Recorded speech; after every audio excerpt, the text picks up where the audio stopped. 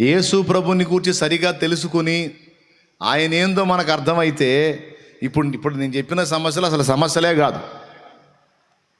అప్పులు, ఇరుగులు, ఇబ్బందులు, బాధలు, శోధనలు, వేదనలు అసలు ఈ ఒక ఎదుగుదలలో ఉన్న క్రైస్తవుడు లక్ష్య పెట్టేవి కాదు. పక్కాగా అవి లక్ష్య పెడుతున్నాము అంటే ఇంకా మనం పరిపక్వతలోకి రాలేదు, ఈ పిల్లకాయలాగా ఉన్నామని అర్థమైందా? ఈ సమస్యలకు మనం ఇబ్బంది పడిపోతున్నాం అంటే పరిపక్వత మనలో ఇంకా రాలా, పిల్లకాయలాగా ఉన్నాం. ఎదుగుదలలోకి వచ్చినటువంటి క్రైస్తవుడు భయపడడు. ఎందుకంటే దేవుని ఎరిగినవాడు, దేవునితో నడుస్తున్నవాడు, దేవునికి సమీపంగా ఉన్నవాడు, వాక్యాన్ని ఎరిగినవాడు వచ్చే సమస్యలన్నీ కూడా ఎందుకోసం వస్తున్నాయో తెలుసు అతనికి. అప్పులైనాయి అంటే ఎందుకైనాయో తెలుసు, రోగాలు వచ్చినాయంటే ఎందుకు వచ్చినాయో తెలుసు, నిందలు వచ్చినాయంటే ఎందుకు వచ్చినాయో తెలుసు, ఏ విధమైన సమస్య వచ్చినా సరే అది ఎందుకు వచ్చిద్దో తెలుసు. ఎందుకు వచ్చింది? రోమాపత్రిక 8:28 ప్రకారం సమస్తము సమకూడి మేలు కోసమే వచ్చిద్ది. ఎదుగుదలకు వచ్చిన క్రైస్తవుడికి ఈ సంగతి అర్థమైద్ది. చిన్నపిల్లల్ని చూడండి మీరు, కుక్క భవ అన్నా కూడా అదిరిపోతారు, అవునా? అక్కడ బూచాడు ఉన్నాడు అనగానే అమ్మో అని వాడు ముసుగు కప్పుకొని పండుకుంటాడు. ఏ చిన్న మాట చెప్పు వాడు ఊరికనే భయపడతాడు. వాడు ఎదుగుదల లేదు, పసిబిడ్డ.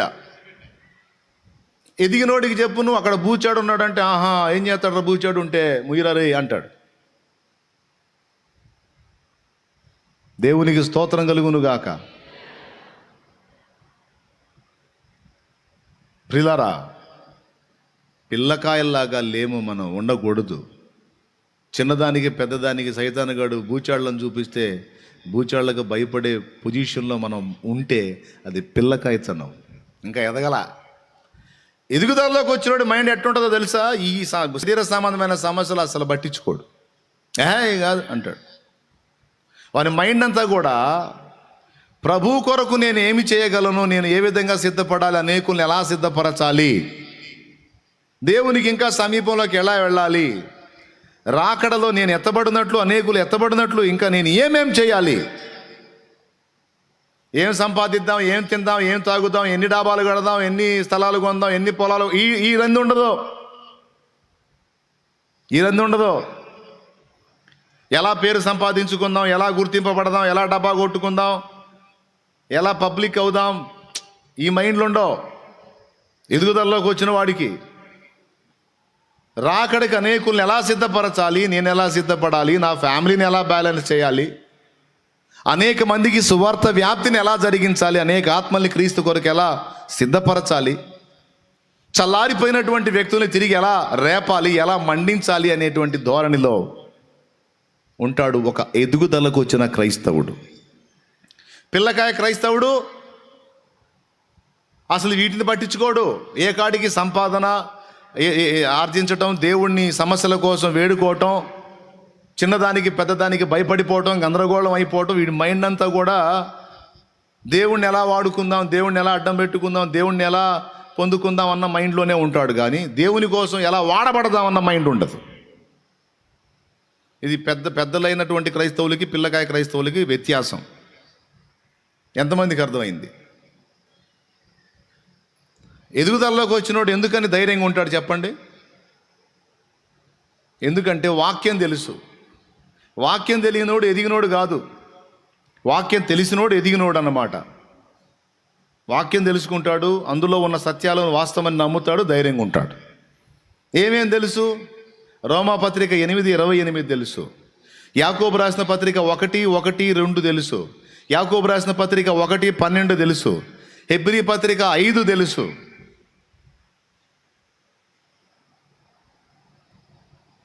ఈ వచనాలన్నీ కలిపి ఏం చెబుతున్నాయి?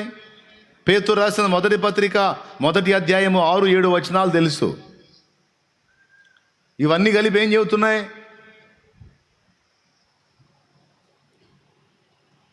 చూడండి, చూపిస్తా.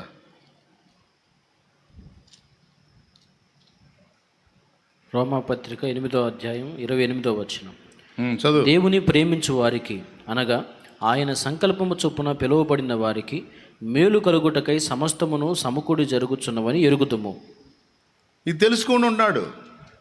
ఏది జరిగినా అది శ్రమలా నా మేలుకై దేవుడు నిర్ణయించిందే అది అని ఎరుగుంటాడు.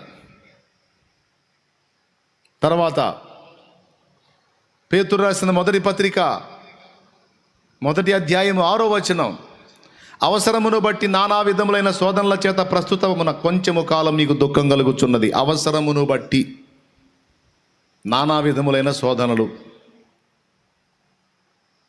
అవసరమును బట్టి శోధనలు. ప్రస్తుత కాలం కొంచెం కాలం మీకు శ్రమ కలుగుతుంది, దుఃఖం కలుగుతుంది. తర్వాత మీ విశ్వాసం అగ్ని పరీక్షకు నిలిచింది కాబట్టి ప్రభు ప్రత్యక్షమైనప్పుడు మెప్పు, మహిమ, ఘనత మీరు పొందడానికి అదే కారణం అన్నాడు. ఇప్పుడు చెప్పండి, శ్రమ ఎందుకు కలుగుతుంది, సమస్య ఎందుకు కలుగుతుంది అంటే మొత్తం కలిపి మేలు కోసం కలుగుతుంది. రోమాపత్రిక 8:28. పేతురు పత్రిక ఏం చెబుతుంది? అవసరమును బట్టి నానావిధ శోధనలు కలుగుతున్నాయి. ఇవన్నీ ఎందుకు అంటే విశ్వాస పరీక్షలో నిలిచి ప్రభు ప్రత్యక్షమైనప్పుడు మెప్పు పొందడానికి, ఘనత పొందడానికి. నా బిడ్డ, నువ్వు నన్ను వెంబడిస్తున్న దినాల్లో అగ్ని లాంటి సమస్యలు నీకు రానిచ్చిన విశ్వాసాన్ని వదిలిపెట్టవే. నా యందలి విశ్వాసాన్ని, నిరీక్షణను వదిలిపెట్టలేదే. రా, మెచ్చుకుంటున్నా నేను, రా అని మెప్పు, ఘనత, మహిమను మనం పొందడానికి ఆ శ్రమలు, ఆ అగ్ని పరీక్షలే కారణం అవుతాయి. రెండు ఫస్ట్ది అవసరం, ఫస్ట్ది మేలు కోసం. రెండవది అవసరం, మెప్పుకి, మహిమకి, ఘనతకి. మూడవది యాకోబు రాసిన పత్రిక 1:1 చూడు. నా సహోదరులారా, 2వ వచనం చదువు. నా సహోదరులారా, మీ విశ్వాసమునకు కలుగు పరీక్ష ఓర్పును పుట్టించునని ఎరిగి మీరు నానా విధములైన శోధనలో పడినప్పుడు కూర్చొని ఏడవండి. అది మహానందమని ఎంచుకొనుడి. మీరు నానా విధములైన శోధనలో పడినప్పుడు కూర్చొని ఏడవండి అన్నాడా? అది మహానందమని ఎంచుకోండి అన్నాడా? అది మహానందమని ఎంచుకొనుడి. ఎందుకంట? మీ విశ్వాసానికి కలిగే అగ్ని పరీక్ష మీలో ఓర్పు పర్సంటేజ్ని పెంచిద్దట. మనలో ఓర్పు అనేది కోల్పోయినందుననే హవ తేడా పడింది. మానవ జాతి ఆరంభం నుంచి కూడా ఏది కోల్పోతా వచ్చిందంటే ఓర్పు. ఇప్పుడు దేవుడు మనకు నేర్పబూనుకున్నది ఏంటో తెలుసా? ఓర్పే. ఆదిలో మానవుడు ఏ ఓర్పు కోల్పోయాడో ఆ ఓర్పునే ఇప్పుడు దేవుడు నేర్పడానికి పూనుకున్నాడు అన్నమాట. అవ్వ పండుగెళ్ళి చూసింది, సాతాను వచ్చి శోధించాడు. కొంచెం ఓర్చుకున్నట్టయితే, జస్ట్ సాయంత్రం దాకా ఓర్చుకున్నట్టయితే పెద్ద ఆయన వచ్చేవాడు. సాయంత్రానికి ఆ చల్లబోట ఆయన వచ్చేవాడు. తండ్రి, ఆ సర్పం ఏంటి తండ్రి ఇలా అంది, నువ్వేంది ఆ పండు తింటే మేమేదో దేవతల్లాగా అవుతామని మరి ఇష్టం లేక మేము ఇట్లాగా తిరగటం నీకు ఇష్టం అయిపోయి, అజ్ఞానుల్లాగా ఉంటాం నీకు ఇష్టం అయిపోయి మమ్మల్ని తినొద్దన్నామంటే ఆ సర్పం చెప్పింది. ఇందులో వాస్తవం ఎంత తండ్రి అని ఒక ముక్క అడిగినట్టయితే ఆయన చెప్పేవాడు. ఓర్పు పట్టిందా? తపన ఆగిందా? ఇప్పుడు ఈ తపన వల్లే కదా వచ్చిన గొడవ అంతా, దరిద్రం అంతా అదే కదా. చాలామంది బుక్ అయింది అక్కడేగా. పెద్దోళ్ళు చూసి చేసిందా కాగరు. తపన ఈ కొద్ది లైన్లో రాగానే వీడిని ఎవరన్నా ఒక తల్లి గుర్తించిందనుకో, వీడికి మెలికలు తిరుగుతాడు. ఈ తల్లిని ఎవడన్నా ఒకడు గుర్తించాడు అనుకో, ఏం అల్లాడిపోతుండదు, ఇక ఏమైనా ఆపలేం. పెద్దోళ్ళు చూసి ఓ పద్ధతిగా, ఒక క్రమంగా, ఒక విధానంలో పెళ్లి చేసిందా కాగరు. ఓర్చుకోలేరు, ఎమోషన్స్ కంట్రోల్ చేసుకోలేరు. ఫలితంగానే ఈ దరిద్రం అంతా. ఆవేశంగా హడావుడిగా చేసుకుంటారు. తర్వాత ఈ రోజు దండుకొని సత్తుంటారు అల్లాడి. వాళ్ళకి మనశ్శాంతి ఉండదు, ఆ తల్లిదండ్రికి మనశ్శాంతి ఉండదు. ఏం చేస్తారు? ఈ అమ్మాయి చెప్తే విన్నావు, వద్దంటే విన్నావు. అమ్మాయి నువ్వు అసలు ఆగావా? అమ్మాయి నువ్వు ఆగావా? రోడ్డును పడితివి, బజార్ను పడితివి, గందరగోళం చేతివి, మా పరువు తీస్తివి. ఎందుకు పదే పొడుస్తారు? ఒకసారి చంపేయండి నన్ను. ఏదో ఒకసారి తేడా పడ్డందుకు ప్రతిసారి ఎత్తుతారని నువ్వు ప్రతిసారి సమస్యతో వస్తున్నావు. మరి ఏం చేస్తావు? ఈ దరిద్రం ఉంటుందనే వాడు వద్దమ్మా ఇటు చెప్తేనే ఈ రోడ్డు ఎక్కితివి, నువ్వు పోలీస్ స్టేషన్కి పోతివి. నువ్వు తపన ఆగకనే కదా ఇప్పుడు ఈ బాధలన్నీ.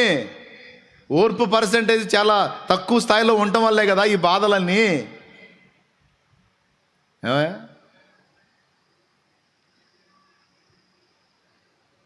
చాలామంది దెబ్బ తిన్నాక అనుకునే మాట ఏం తెలుసా, ఆ ఒక్క విషయంలో తొందరపడకుండా ఉండాల్సింది నేను.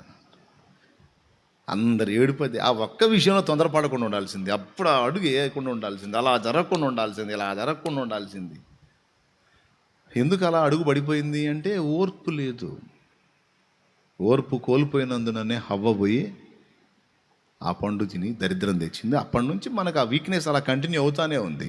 ఇప్పుడు దేవుడే పూనుకున్నాడంటే మనలో ఆ ఓర్పు పర్సంటేజ్ డెవలప్ చేయాలని పూనుకున్నాడు. దేవునికి స్తోత్రం కలుగును గాక. ఆ ఓర్పు మనలో ఎలా పెరిగిద్ది అంటే ఆయనే చెప్తున్నాడు ఆ ఫార్ములా. మనకేం తెలుసు, ఆయనే ఆ ఫార్ములా కనిపెట్టాడు. మీ విశ్వాసమునకు కలుగు పరీక్ష మీలో ఓర్పును పుట్టించుందని ఎరిగి మీరు నానా విధములైన శోధనలో పడున్నప్పుడు అది మహానందం అని ఎంచుకోండి. ఎందుకంటే మీకు వచ్చేటువంటి శ్రమలు, శోధనలు, బాధలు మీలో ఓర్పు పర్సంటేజ్ను పెంచుతాయి.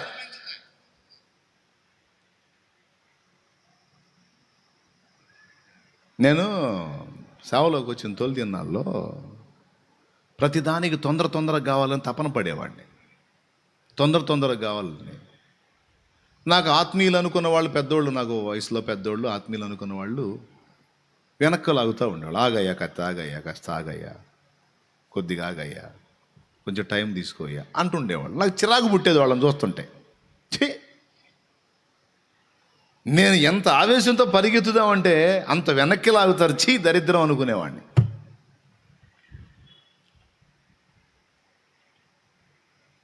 మరి అంతే కదండి, మనం ఏదో తీవ్రమైన ఉత్తేజంతో ఉంటాం, దూకుదాం అనుకుంటాం, వెనకుండి కాస్త ఆగయ్యా అంటారు. చిరాకు పుట్టిద్దా పుట్టదా?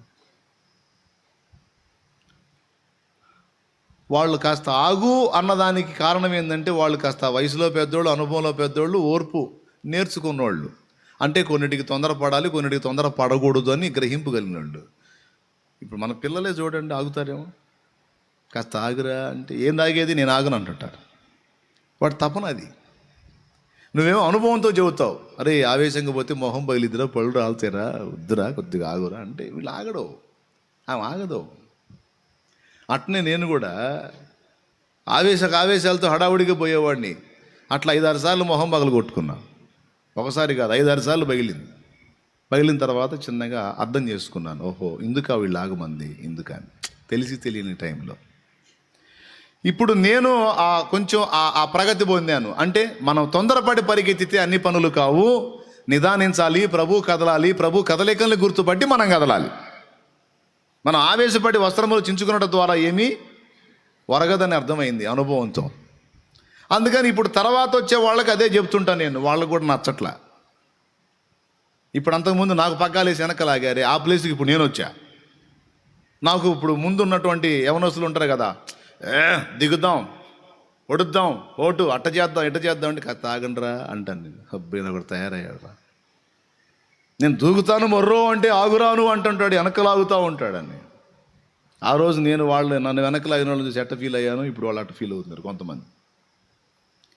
కానీ ఎందుకు అట్లా నేను మాట్లాడుతున్నాను అంటే ఎప్పుడు ఎలా కదిలితే పనులు జరుగుతాయో గ్రహించి ఓర్పు కొంత నేర్చుకున్నా. ఏది 5-6 సార్లు మొహం పగిలినాక వాళ్ళకి ఇంకా పగలలేదు కదా. పగలనోడు ఏం చేస్తాడు, నేను దూకుతా అంటాడు. మనమేమో 5-6 సార్లు మూతి పగలు కొట్టుకొని ఉన్నాం, అందుకే కొద్దిగా వెయిట్ రా అంటాం. ఇప్పుడు మీలో ఓర్పు పర్సెంట్ ఎంతమందికి పెరిగిందండి? ఒకప్పుడు చాలా స్పీడ్ అన్నా నేను, దేవుడి కృపను బట్టి కొన్ని దెబ్బలు తగిలినాక ఇప్పుడు చాలా స్లో అయ్యానన్నా, చాలా కంట్రోల్ అయ్యానన్నా అన్నోళ్ళు చేతులు ఎత్తండి. దేవునికి స్తోత్రం కలుగును గాక. హల్లెలూయా. చాలామంది చేతులు ఎత్తారు పాపం. దెబ్బలు తగిలి విశ్వాసాన్ని రకరకాల పరీక్షలు ఎదురయ్యి ఇప్పుడు నేర్చుకున్నారు కొంత ఓర్పు. ఆ ఓర్పు ఈ మాత్రం నీలోకి వచ్చింది అంటే దేవుడే తీసుకొచ్చాడు దాన్ని, రకరకాల అనుభవాల ద్వారా, రకరకాల అగచాట్ల ద్వారా. అంతే.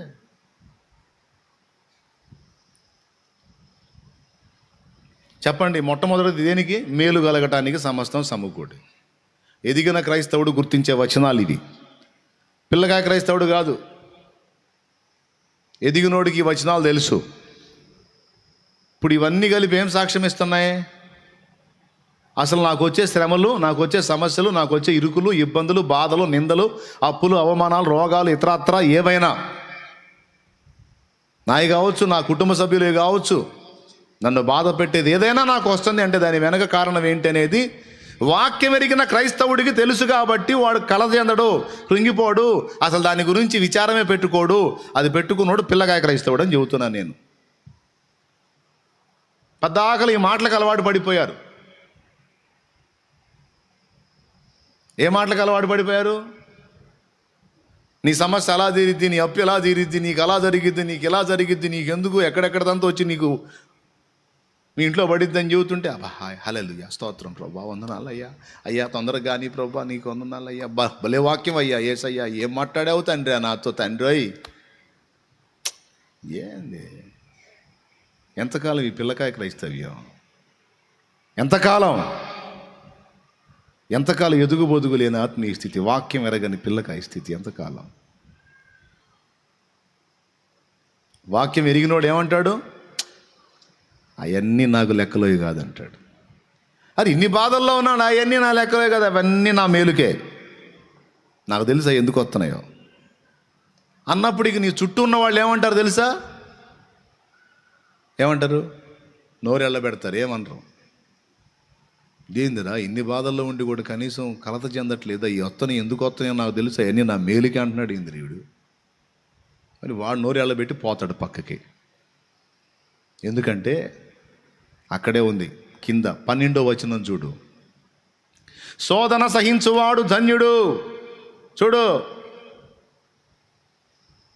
యాకోబు రాసిన పత్రిక 1:12. శోధన సహించువాడు ధన్యుడు, అతడు శోధనకు నిలిచిన వాడై ప్రభు తన్ను ప్రేమించు వారికి వాగ్దానము చేసిన జీవ కిరీటము పొందును. అసలు నాకు శోధనలే వద్దంటే జీవ కిరీటం ఎక్కడా? ఏమయ్యా అసలు నాకు శోధనలే వద్దంటే జీవ కిరీటం ఎక్కడా? పరిపూర్ణత ఎక్కడా? మెప్పు మహిమ ఘనత ఎక్కడా?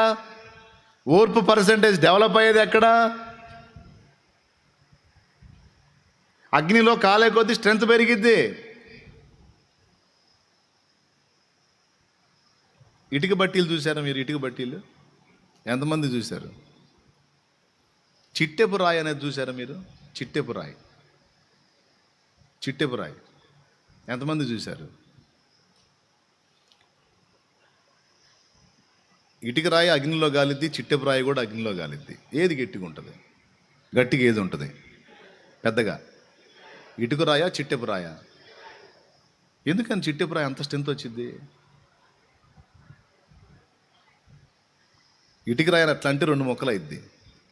చిట్టెపు రాయి మీద సుత్తి తీసుకొని కొట్టినా పగలతాం. ఎందుకు తెలుసా? అది ఎక్కువ అగ్నిలో కాలిద్ది, అది ఎక్కువ కాలిద్ది. ఎక్కువ కాలినప్పుడు ఏం జరిగిద్ది అంటే దాని బలం రెట్టింపు పెరిగిపోతూ ఉంటుంది. శ్రమల కొలిమిలో ఎక్కువ కాల్చబడిన వాటి స్ట్రెంత్ విపరీతంగా పెరిగిపోయింది ప్రియులారా. అది అసలు పాయింట్ ఇక్కడ. ఏ స్థాయిలో కాల్చబడ్డావో బలం ఆ స్థాయిలో పెరిగిద్ది నీకు. ఇది ఇది ఇది ఎరుగుంటాడు సత్క్రైస్తవుడు. అరే పని కట్టుకొని నాకు ఇన్ని వస్తున్నాయంటే నాలో విపరీతమైన బలం పెంచడానికి దేవుడు పూనుకున్నాడు అని అర్థం.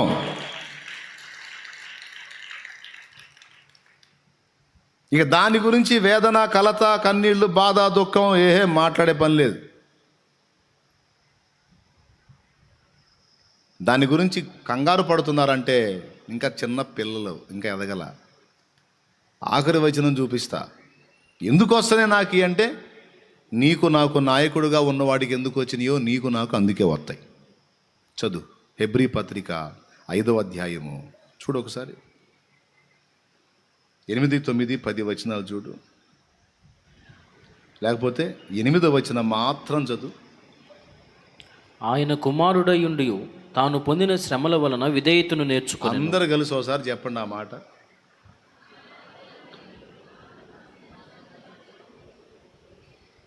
అద్దుగో ఏమయ్యా, శ్రమలు కాకపోతే సుఖాలతో విధేయత నేర్పొచ్చుగా. తన అద్వితీయ కుమారుడే భూమి మీద మనిషిగా వచ్చినప్పుడు ఆ కుమారుడే విధేయత నేర్చుకోవడానికి శ్రమలు అవసరమైనయట. పక్క క్లియర్గా రాసుంది, నీకు అర్థం కాకపోవటానికి కూడా ఏమి లేదు. ఇప్పుడు చెప్పండి, ఎందుకయ్యా శ్రమలు అంటే ఏమేమి రాశావు? మొట్టమొదటిది మేలు కోసమే సమస్తం సమకూడు. రెండవది ఎందుకు శ్రమలు? మెప్పు మహిమ ఘనత పొందడానికి. మూడవది ఎందుకు శ్రమలు? ఓర్పు పర్సెంటేజ్ పెంచడానికి. నాలుగవది ఎందుకు శ్రమలు? జీవకిరీటం పొందడానికి. ఐదవది ఎందుకు శ్రమలు? విధేయత నేర్చుకోవడానికి. ఆరవది ఎందుకు శ్రమలు అంటే సంపూర్ణ సిద్ధి పొందడానికి. ఏడవది ఎందుకు శ్రమలు? ఏడవది ఎందుకు శ్రమలు అంటే అభ్యాసం పొందడానికి, అనుభవ జ్ఞానం పొందడానికి. ఇవన్నీ సత్క్రైస్తవుడికి తెలుసు, వాక్యం ఎరిగిన క్రైస్తవుడికి తెలుసు. అందుకే ఏదన్నా రాని నీకే స్తోత్రం ప్రభువా, ఇవన్నీ నీకు తెలియకుండా జరగట్లేదు, ఇవన్నీ కలిపి నా మేలుకే వస్తాయి. ఆలస్యమైన ఆయన చిత్తమే, ఆలస్యమైన ఆయన చిత్తమే, ఏది జరిగినా మేలు కోసమే అన్నాడు ఒక భక్తుడు. ఇంకొక భక్తుడు అన్నాడు, దేవుని ప్రేమించు వారికి తన సంకల్పం చొప్పున పిలువబడిన వారికి మేలు కలుగుటకు సమస్తము. శ్రమలు ఎందుకు అన్న ఒక్క మాటలో ఎన్ని సమాధానాలు ఉన్నాయో బైబిల్లో. ఇప్పుడు చెప్పండి, ఆందోళన పడదామా, కంగారు పడదామా, జుట్టు వస్త్రములు ఏదండి తెలియదు అయ్యింది మనకి. ఏమో కొత్త ఆది కాలం నుండి సంఘం ఎలాగా ఎందులో పరిపూర్ణం చెందుతా వచ్చిందో మనకి అదే. ఇంకొక మాట చూపించిన, అసలు ఎందుకు శ్రమలు ఎందుకంటే ఇంకొక మాట చూపించిన అద్భుతమైన మాట, మనం కొడుకులం కూతుళ్ళమని ఆయన మన తండ్రి అని నిరూపణ కోసం. జోక్ కాదు, అదే హెబ్రీ పత్రికలో ఉంది చూడు. జస్ట్ ఒక పేజీ తిప్పంతే, 12వ అధ్యాయం తీసుకో, హెబ్రీ పత్రిక 12 తీసుకో, 7వ వచనం చదువు, అక్కడ నుంచి కిందికి చదువు.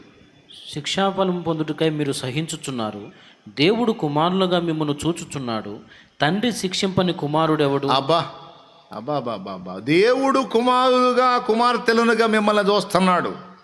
తండ్రి శిక్షింపని కుమారుడెవరు, కుమార్తె ఎవరు? కుమారులైన వారందరూ శిక్షలో పాలు పొందుచున్నారు, మీరు పొందని.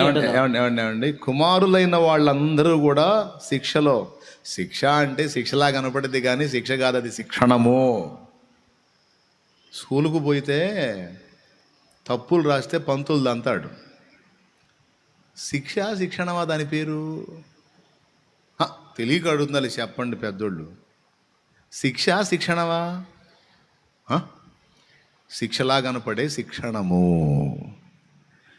ఇంట్లో తప్పు చేస్తే నాన్నదన్నాడు, తన్నాడు. బయటికి పోయి పక్కోండి దన్నొస్తే వాళ్ళోళ్ళు ఇంటి మీదకి వచ్చి, మీ వాడు నేను ఎట తయారు చేసేవేంది, దుర్మార్గుడిలా తయారవుతున్నాడు, వాడిని చూడు ఎట్ట కొట్టాడో అంటే వాడి చెంప మీద వాత చూపిస్తే ఈడి చెంపలు బగిలిందా దంతాడు తండ్రి. అది శిక్ష శిక్షణమా? శిక్షలా కనపడే శిక్షణం.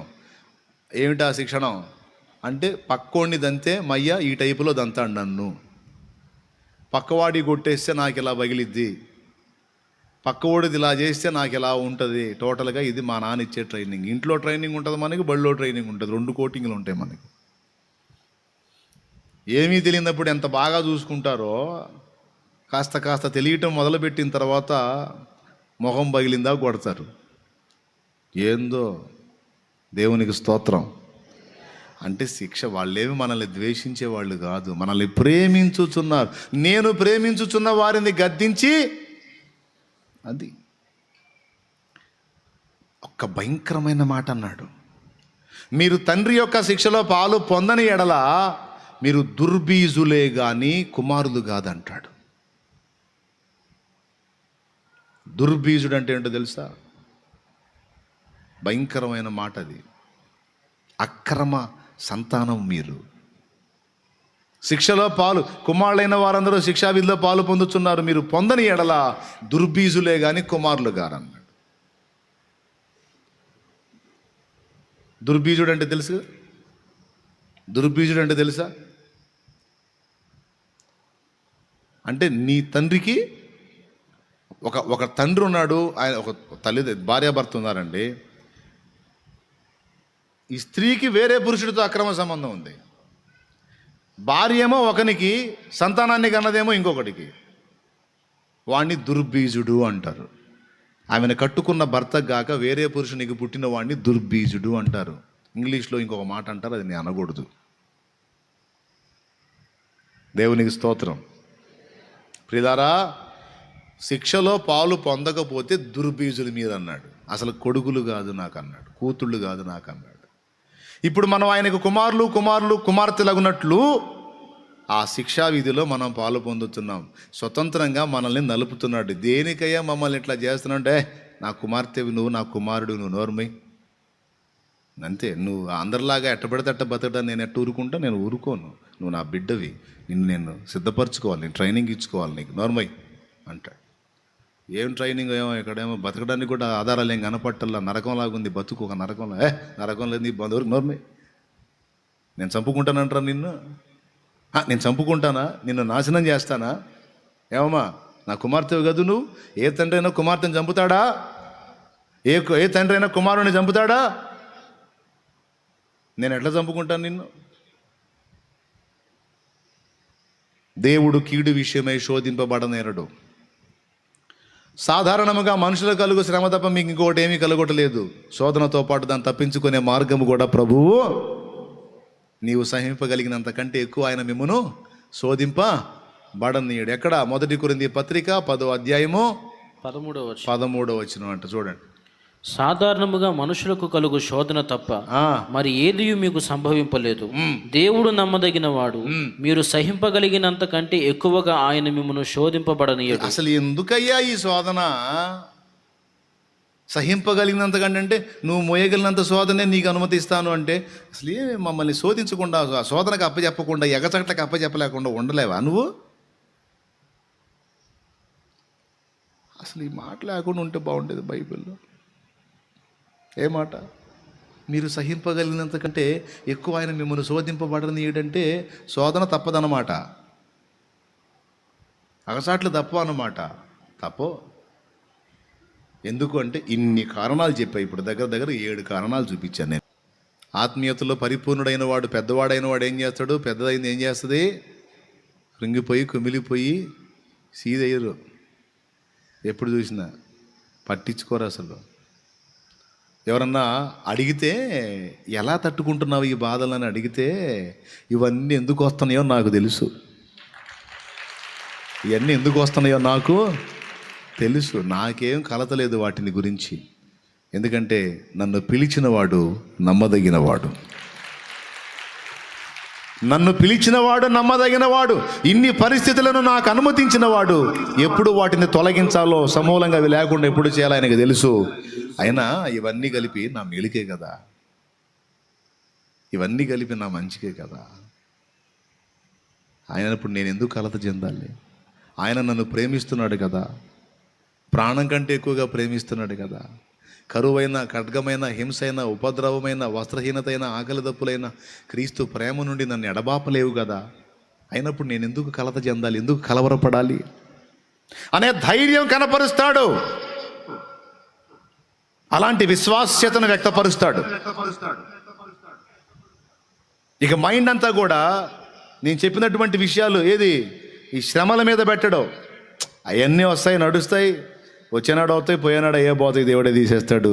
అన్నీ నాకు మంచిగా తీసుకొస్తాడులే. కానీ అవి కాదు. ఇప్పుడు నేను ఎలా సిద్ధపడాలి రాకడకు, ఆ దినము సమీపించుకోలది నేను ఎలా ఆయత్తపడాలి, అనేకుల్ని ఎలా ఆయత్తపరచాలి అన్న దాని మీద మైండ్ పెట్టుకుంటాడు. ఇది నా పాయింట్.